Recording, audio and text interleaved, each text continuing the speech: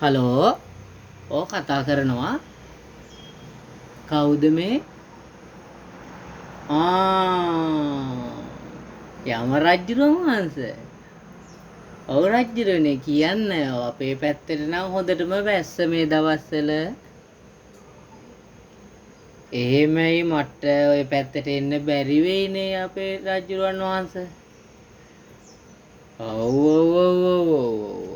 මම එනවා ඔබ වහන්සේලා බලන්න දැන් යම රජුරුවන් මේ දවස්වල කොහොමද දුක සැප එහෙම අපිත් හොඳින් ඉන්නවා වැස්සත් එක්ක රජුරුවන් වහන්සේ ඔව්